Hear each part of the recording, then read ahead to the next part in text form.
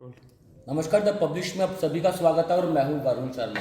आज ओबीसी समाज से जुड़े हुए सैकड़ों लोगों ने भारतीय जनता पार्टी का दामन थामा है और ओबीसी समाज के लोगों की अगर मैं बात करूं तो एक नाराज़गी जो है वो हमेशा उनमें देखने को मिलती है और पॉलिटिकल रिजर्वेशन की मांग जो है वो लगातार ओबीसी समाज करता आया है, लेकिन अभी तक पॉलिटिकल रिजर्वेशन से जो है ओबीसी समाज को वंचित रखा गया है। इसमें बातचीत करने के लिए मेरे साथ ब्रह्मजोत जी मौजूद हैं, जो कि जम्मू कश्मीर ओबीसी सेल के प्रेसिडेंट है। उनसे तमाम मुद्दों को लेकर चर्चा करेंगे। सर, सबसे पहले आपका बहुत बहुत स्वागत है। बहुत बहुत धन्यवाद। मंजोर जी, आज हज़ारों की संख्या में, सैकड़ों की संख्या में ओबीसी समाज के लोगों ने भारतीय जनता पार्टी का दामन थामा है। कितना विश्वास है, जितने लोगों ने भारतीय जनता पार्टी का दामन थामा है, कितना विश्वास है भारतीय जनता पार्टी से इन लोगों को? देखिए, इनको विश्वास है तो ही भारतीय जनता पार्टी में आ रहे हैं। और मोदी जी का आज जो हमारे यहाँ पर एक बाजीगर समाज है, जो ओबीसी का ही एक भिन्न अंग है, उनके अध्यक्ष अपने पूरे कबीले के साथ आकर आज उन्होंने ओबीसी मोर्चा को ज्वाइन किया है। और ये वो कबीला है कि जिनको 70 साल जिनका शोषण होता रहा, वो चाहे यहाँ पे कांग्रेस हो, एनसी हो, पीडीपी हो, सभी ने इनके साथ शोषण किया। इनके बच्चे अगर एमए या पीएचडी करके भी होते थे तो भी वो घर पे बैठे रहते थे, क्योंकि उनको कोई नौकरी नहीं मिलती थी, उनको मजदूरी करनी पड़ती थी और उनको दिहाड़ी लगानी पड़ती थी। पर मोदी सरकार ने 370 जैसे ये टूटी दफ़ा, तो इनको डोमिसाइल की वजह से आज इनको वो सारा हक मिल रहा है। और आगे भी जितने भी हैं, देखें जो समाज में जैसे जो भी कार्य होता है, धीरे धीरे मोदी सरकार ओबीसी समाज के लिए धीरे धीरे सब कुछ कर रही है। और अभी पिछले दिन देखें कि 27% उन्होंने सैनिक स्कूलों में रिजर्वेशन बढ़ा दी, नवोदय विद्यालय में बढ़ा दी, केंद्रीय विद्यालय में बढ़ा दी, और पीछे अब नीट में भी 27% का उन्होंने जो आरक्षण दिया। और रही आरक्षण की बात, तो वो भी मेरे ख्याल में लगता है कि और 15-20 दिन महीने में बहुत ही जल्दी होने वाला है। परिसीमन आयोग की रिपोर्ट में ये देखा गया कि एससी एसटी के समाज को पॉलिटिकल रिजर्वेशन दी है, लेकिन ओबीसी समाज को किसी भी तरह को पॉलिटिकल रिजर्वेशन नहीं दी गई। क्या लगता है ये कितना अहम मुद्दा है आपके लिए? नहीं, मुद्दा तो बहुत अहम है, पर आज तक पूरे देश में पॉलिटिकल रिजर्वेशन ओबीसी समाज को नहीं दी। ये तो शायद संविधान बनाने वालों से कुछ चूक हो गई या उनसे कोई गलती हो गई। सबसे पिछड़ा वर्ग तो यही था, तो जब इसका नाम ही ओबीसी ओएससी बना दिया, अदर सोशल बैकवर्ड क्लासेस में आता है, तो फिर भी अगर उसमें देखें तो ओबीसी समाज की बहुत बड़ी हिस्सेदारी हर एक जगह रहती है, वो चाहे केंद्र सरकार हो चाहे प्रदेश स्तर की सरकारें हों, उसमें ओबीसी समाज देखें। अगर इस समय भी सबसे ज़्यादा एमएलए और एमपी ओबीसी समाज के ही हैं। अभी पिछले दिनों इलेक्शन हुई और 45% सीटें ओबीसी के कैंडिडेट उतारे गए, क्योंकि ये बहुत बड़ा वोट बैंक है।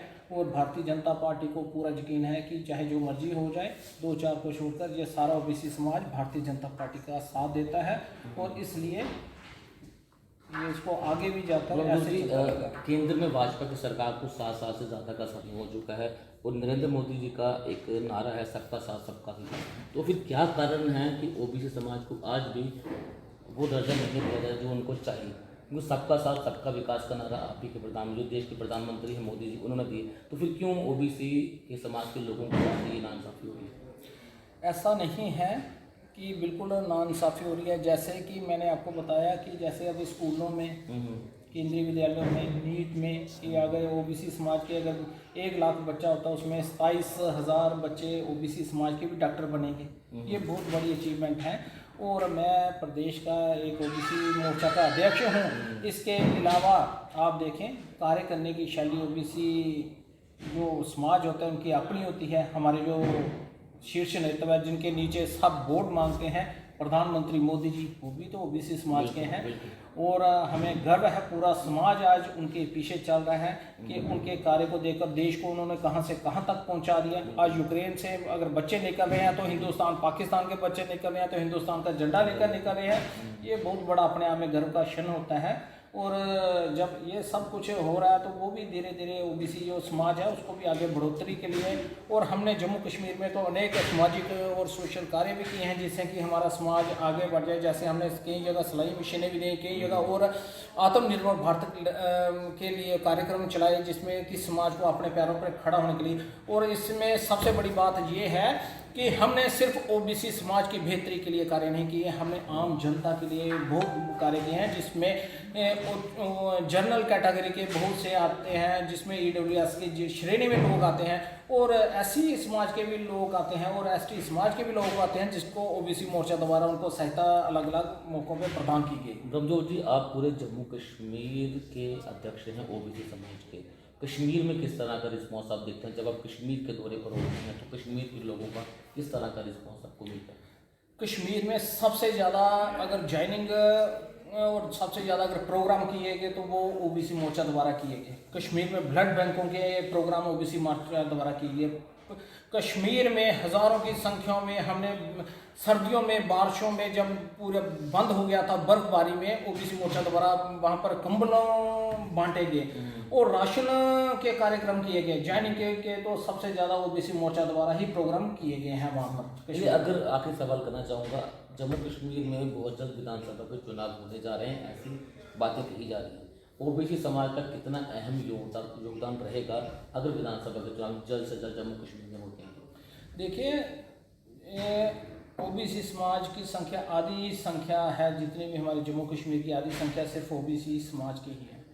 और आगे पहले इनके साथ बहुत मतलब इनको सिर्फ वोट बैंक के लिए ही इनका इस्तेमाल किया जाता था, पर आने वाले समय पर मेरे को लगता है कि सबका साथ सबका विकास में सोचते हुए पार्टी सबको साथ लेकर चलेगी और उसमें ओबीसी मोर्चा का भी बहुत बड़ा हिस्सा होगा। चलिए, बहुत बहुत शुक्रिया हमसे बातचीत करने के लिए। तो ओबीसी समाज से जुड़े हुए मुद्दों को लेकर आज हमने ब्रह्मजोत जी से यहाँ पर बातचीत की है, क्योंकि ये ओबीसी मोर्चा के जम्मू कश्मीर के अध्यक्ष भी हैं और आज हज़ारों की संख्या में ओबीसी समाज के लोगों ने भारतीय जनता पार्टी पर विश्वास जताकर भारतीय जनता पार्टी का दामन थामा है।